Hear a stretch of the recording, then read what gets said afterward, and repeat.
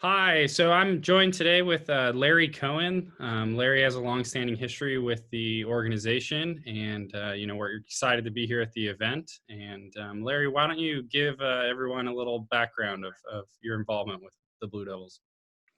Yeah, I marched in drum corps uh, for years. Started very young on the East Coast in a drum corps called the Bayonne Bridgemen.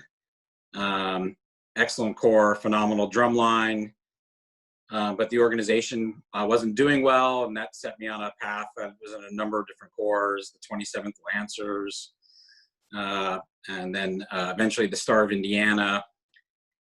And when I was 20, I got a call from a friend of mine who was in the Blue Devils, Matt Falk, about joining the Corps. And that was followed up by a call from Tom Float. And it was just an opportunity I couldn't turn down. And I thought I'd come out and march 1 year in the Blue Devils, but the experience was so incredible and mind blowing. I wound up marching my age out year as well. So I spent 2 years, 88 and 89, in the drum line of the Blue Devils. Hmm. And then you stayed around, you took that experience, and you actually taught a year with us as well, right? Yeah, I had the opportunity to help out with the A Corps drum line and the B Corps drum line. And I did that for a little bit while I got started on my career. I was in California at the time, obviously, and really got turned on by technology and software specifically. And as I was sort of starting on that path and thinking about what it would take to break through in that industry, I spent some time teaching in the Corps. And then actually wound up getting a huge break in the software industry as a result of a friend I had made in the Blue Devils, Chris Knowles, which was a game changer for me. Yeah, that's awesome. And so, what skills in the Blue Devils, what'd you learn during your time that, kind of helped you jumpstart your career besides the relationships? But, what things did you take on to get to where you are today? Yeah, um, I think as I reflect back on the time in the Blue Devils specifically, there are a couple of things that um, I took away, I experienced and learned about. Excellence is one of those things. Hmm. Really understanding what it is to achieve a level of excellence in everything you do. And it's interesting when you watch an organization like the Blue Devils, it almost feels sort of like that's something that just comes naturally because you've honed your skills to a certain level where it's not a lot of effort. That's the perception.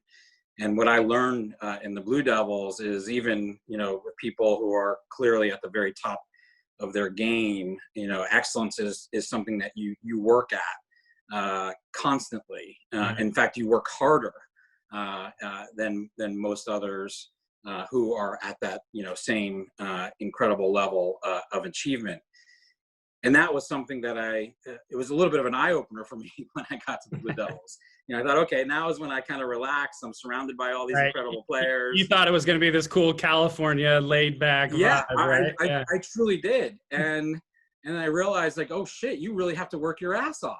And really kind of understanding how to do it. And even just sort of experiencing the feeling of what it is to be excellent and understanding what it means when you're not and how you kind of Right. think about that and internalize it and kind of put it to work. I mean, that's just something that I draw on every day still, to this day, and was a very unique experience for me in the Blue Devils. The other element is around leadership and commitment. And I had the opportunity to play in a leadership role in the Blue Devils and experience phenomenal leadership and a diversity of leadership because people all lead in different ways. Right. Right. And that is also something that I, to this day, as a manager, as a, leader in the work that I do now, it's no exaggeration. Every single day I feel like I draw on what I learned. And when Wow. I got to the Blue Devils, I realized I had a lot to learn about those things. I wasn't mature in that way, and it was through being around people like Scott and Wayne, and even people in the drum line when I Hmm. got there. Kevin Murray and Yep. Mike Kevin's on McIntosh, our Sean board now Bly. too. Yeah, and so that it's a real gift, Hmm. because that's not stuff that you get at school. And I don't know, had I not spent those 2 years in the Corps, I'm not sure that I'd be, equipped the way that I am. And I'm still learning every day Right. on these things, but I don't know. I just feel like I have a certain capacity to do that as a direct result of that time that I spent in and around the Corps. Wow, that's amazing to hear you say that. And you have a pretty influential role in what you're doing now in your career. We especially in the world today with everything with going on with COVID. Can you talk to me a little bit more about talk to us about what you're doing now, your position, and kind of give us all a little hope for the future. Yeah, sure. Well, as I said, Chris Knowles was working in the software division of Apple, and invited me to come down and interview with the company, and that set me on a path. I spent a lot of time in the software industry, Mhm. eventually landing up here in Seattle and working at Microsoft. And then about 11 years ago, I left the company when Bill Gates left, and we established a private office where we focused primarily on healthcare, climate, Mhm. Alzheimer's, and a couple of years ago, we started some work on pandemic preparedness. This is well in advance of the current There's pandemic a that we're. crystal ball up there. There must be somewhere, right? Yeah, we would not have predicted this kind of situation, even then when we started. Mhm. So we're doing a lot of work currently on the pandemic, everything from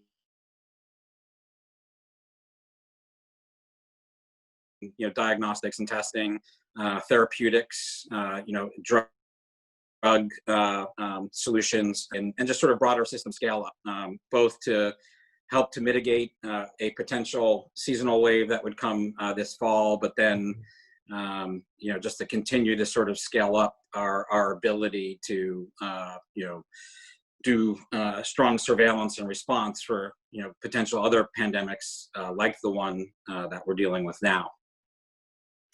Awesome. And you're also, like I said, you've been a member, you've been a staff member, you were actually a board member from 2003 to 2005 as well. And you're one of our major donors. Do you tell us a little bit why you give to the Blue Devils? Yeah, it's interesting. I talked about how when you see an organization like the Blue Devils, you just Yeah. say, "Oh, like it's just all happens so easily. It's so incredible." Like the other perception um,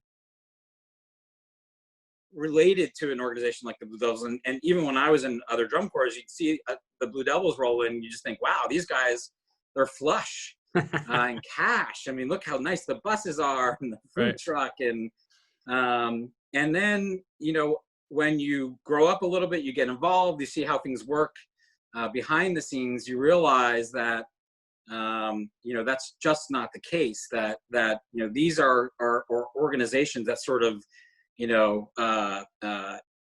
are really sort of at the cusp of Mhm. economic viability. And just the amount of work that goes into kind of keeping an organization like the Blue Devils, like any drum corps, moving is just kind of mind blowing. And as a result, situations like these, which are Right. unprecedented, really put at risk the organization's ability to exist. I mean, and that's something that's even without this kind of a situation is always a challenge. Mhm. And so now it's especially a challenge. And I started giving to the Blue Devils long before the pandemic. And for Yes. me, the Of course. motivation has been a little bit selfish. It's an opportunity to give back to something that has provided me with incredible gifts and learning, and so many people in the Corps associated with the Corps, help me come along And so being able to give back is just, it's almost a selfish motivation to ensure that the Corps is there to provide other kids with those same opportunities and the learning and that kind of almost fraternal community. So it's a little bit of a no-brainer in any kind of situation, but especially Yeah.